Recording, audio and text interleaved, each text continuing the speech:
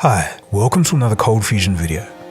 This is going to be a bit of a bonus video as I'm actually preparing to go to Europe in a couple of days and had all my videos lined up for the next 5 weeks, but news just broke about Elon Musk's Neuralink, so I thought I'd make a video on it.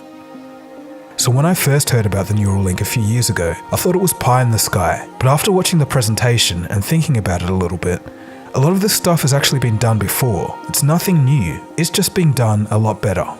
So let's take a look at what the Neuralink is, how it works, and the new future that we could all be facing. You are watching Cold Fusion TV.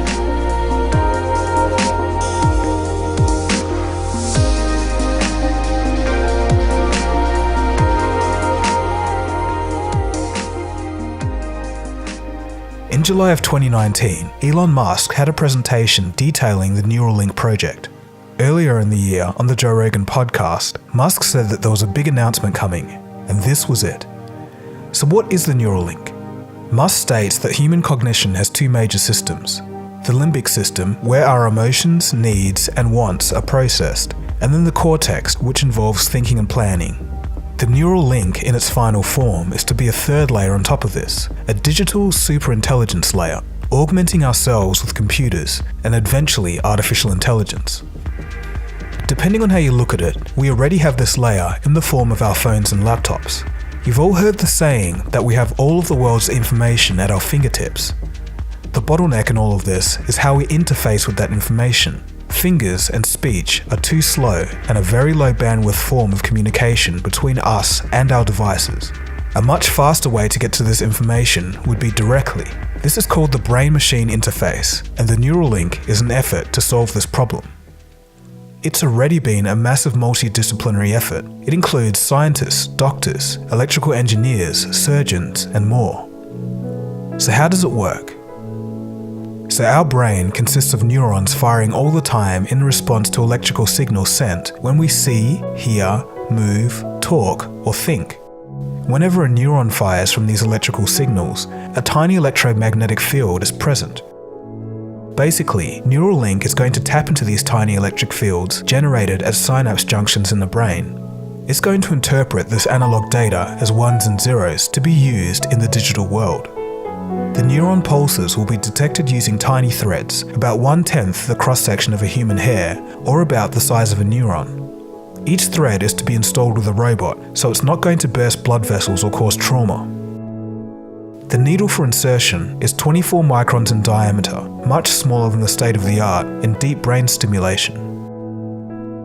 Such surgeries had been done before for deep brain stimulation for Parkinson's sufferers, though these traditional methods have a 1 in 100 chance of causing a severe brain hemorrhage. A smaller footprint should make things much safer. The state-of-the-art for Parkinson's deep brain stimulation has around 10 electrodes. The Neuralink contains thousands of electrodes. These electrodes need to be less than 60 microns away to detect a firing neuron and serve as the interface that reads data from the brain and sends data to the brain. The processor for making all of this work is something called the N1 chip. The N1 chip reads analog brain signals, amplifies them, digitizes them, processes them, and then sends it out to a pod device behind the ear. The pod device is the only thing that's going to be upgraded, and the implants stay as they are. Remove the pod and everything shuts off. The N1 chip is 4 by 5 mm, low power, and has built-in hardware for processing brain signals. It can read 20,000 brain samples per second. So these are real raw signals coming from a neural link hooked up to a brain. What the scientists are looking for are spikes in voltage when a neuron fires. This is the fundamental element of communication within the brain. An algorithm can detect these spikes in real time, decode them, and make sense of the vast amounts of data coming in. The system can not only read data from the brain, but also write data.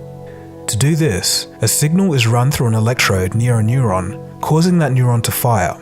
This kind of thing again isn't new and has been done since the late 1950s. It's actually the basic technology used behind the cochlear ear implant, the one that helps restore hearing. The information inputted into the brain doesn't have to be perfect because of neural plasticity. This means the brain learns how to use the new information. Reading data from the brain and inputting data into the brain can be, and already kind of has, been used to treat things like Parkinson's and epilepsy. But future applications could include things as far as depression and chronic pain. Further applications could increase cognitive function and memory. The original plan for the Neuralink is to connect 4 N1 chips with thousands of electrodes coming from each chip. Signals will be sent via Bluetooth to the pod device behind the ear, and it will be controlled by a phone. The first goal is to get patients to be able to control a mobile device, a phone, mouse, or computer keyboard. The Neuralink will show up as a regular Bluetooth keyboard or mouse. They want to make people fully independent of their caretakers. This sounds lofty, but has already been done before with a technology called the Utah Array. With only just 100 electrodes, patients are able to text other people and control tablets with their mind. Remember, the Neuralink has thousands of electrodes, resulting in a cleaner, more reliable signal for more complex applications. The first application for the Neuralink is to tap into the primary motor cortex, the part of the brain that sends signals down to the spinal cord and onto the muscles to drive movement. It will start with simple things like a mouse and keyboard, but could also be used to read signals from all movement, even speech. And finally, it could be used to restore movement of someone's own body. The materials science team wants to use materials with properties that would make the brain not only accept the Neuralink, but think that it's part of itself. The team has already released a paper of reading, recording, and studying data from brains using their N1 chip. It's fairly controversial, but early tests on monkeys have been successful. We wish that we didn't have to work with animals, right? That we just wish that wasn't like a step in the process. And we try to be very careful and thoughtful about it and do it as efficiently as possible. Because we believe that the benefit to humanity is in the end, like the benefits outweigh the negatives. Yeah, I mean, but we have made a monkey has been able to control the computer with its brain. Just, yeah. FYI. I didn't realize we were running that result today, but there it goes. Human patient trials are set to start by the end of 2020. The target patient will be a quadriplegic due to a spinal cord injury.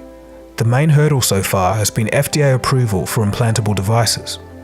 So the future of Neuralink will be in 3 stages. Stage 1 is to understand and treat brain disorders, starting with people with serious medical needs. Stage 2, preserve and enhance one's own brain. Stage 3, full brain-machine interfaces. In the future, there could even be a kind of app store for programs that you can download and control with your brain.